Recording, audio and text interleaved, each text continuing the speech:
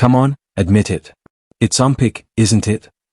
That's what Patricia Holloway, HOA president and self-declared wellness expert, shouted across the community center during our quarterly meeting. She actually pushed back her chair at the head table, jabbed her laser pointer right at me, and demanded I reveal my secret in front of everyone. All 73 homeowners turned in unison like I was about to unveil some miracle cure for aging. I was in the back row, trying hard to disappear into the beige folding chair, when it hit me, this woman wasn't letting go. For 3 months she had been pestering me non-stop about my weight loss, and now she turned it into a public trial. The ugly truth came out in the worst way possible when I finally stood, steadied my voice, and said, "It was cancer, Patricia. I had cancer." The silence that followed was so sharp you could hear the AC rattling in the corner. My name is David Sterling, I'm 44, and I work as a financial analyst from home. That's why I chose Pine Ridge Gardens, a suburban development about 30 minutes outside the city, 3 years ago. Privacy, quiet mornings, and peace to focus. At first, it was perfect. Leafy streets, decent HOA fees, neighbors who kept to themselves. Then Patricia took control of the HOA 18 months back, and everything changed. She was 62, retired from running juice bars, and treated the neighborhood like her personal wellness camp. She set up a suggestion box she checked obsessively, organized mandatory 6 a.m. wellness walks, and even tried to pass a pizza delivery limit, claiming bad food choices lowered property values. My run-in with her began right after I was diagnosed with stage 2 Hodgkin's lymphoma 8 months ago. The chemo and radiation shredded me, 32 pounds gone. I kept my illness private because it wasn't anyone's business. But Patricia noticed. At the spring meeting, she cornered me by the coffee table, gushing, "David, you're transformed. Tell me your secret." I brushed it off, said something about eating better. But Patricia didn't get to be HOA president by accepting brush-offs. She pressed, drilling me about diets, trainers, and routines. I excused myself and thought it was over. It wasn't. Within weeks, her curiosity warped into fixation. Notes started showing up in my mailbox, 10 questions about your weight loss journey. Share your success with the community. She'd bump into me at the mailbox or when I took out trash, always with comments about how I owed it to everyone to share my methods. Then came the wellness newsletter, teasing a feature about a mystery neighbor whose life-changing health journey clearly pointed to me. Once she realized I worked from home, the harassment doubled.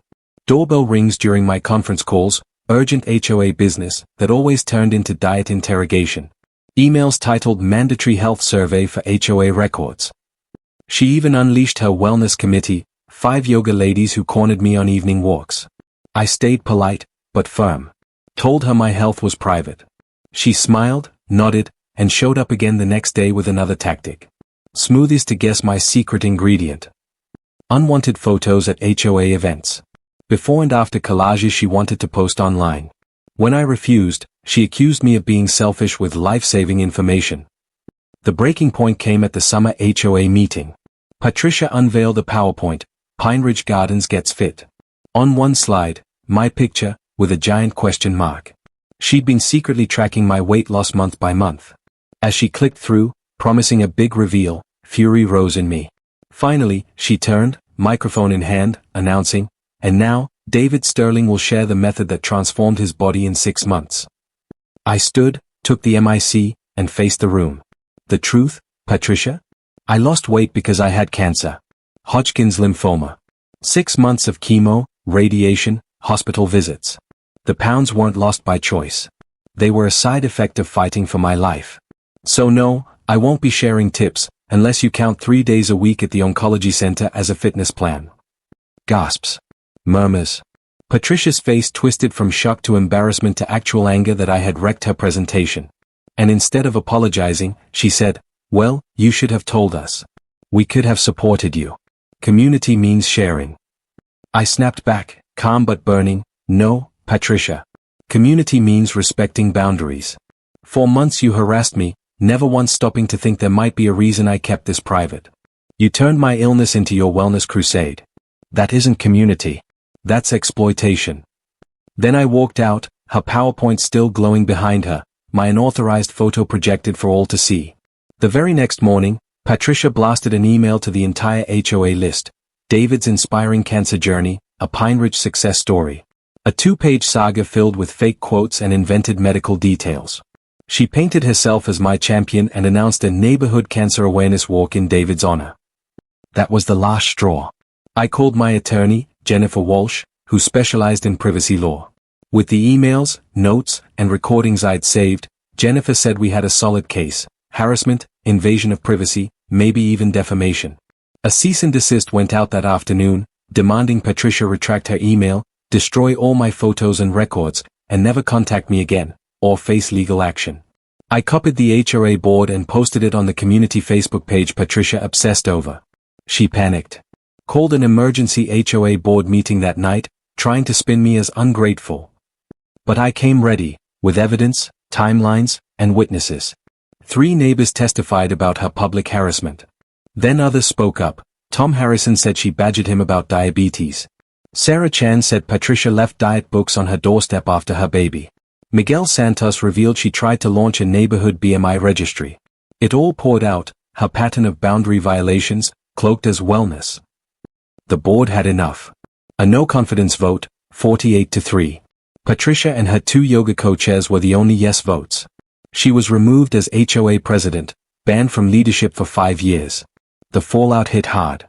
Patricia's side business, Thrive Together Solutions, depended on her wellness image.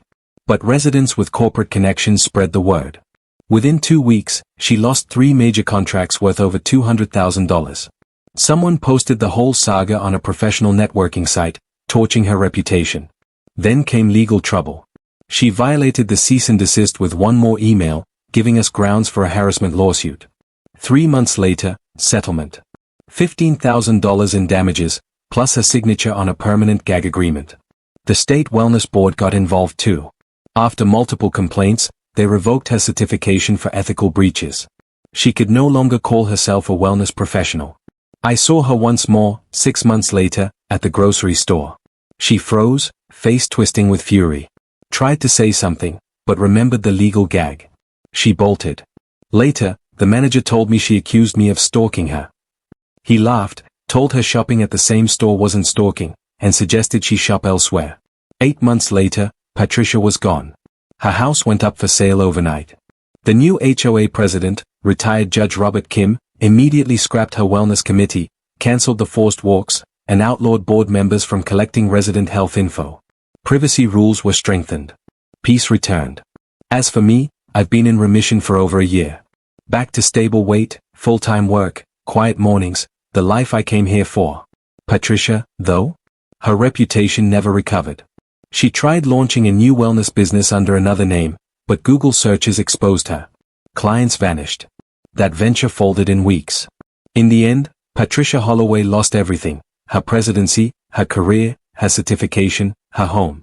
All because she couldn't grasp one simple truth: my health, my body, my life, none of it was her business. Between the settlement, lost income, and failed ventures, her financial hit topped $300,000. Witnesses said when she got the final settlement papers, she screamed at the process server that she had only been trying to help. But she never understood, help isn't help when it's forced, when it violates boundaries, and when it turns someone's private battle into your public stage.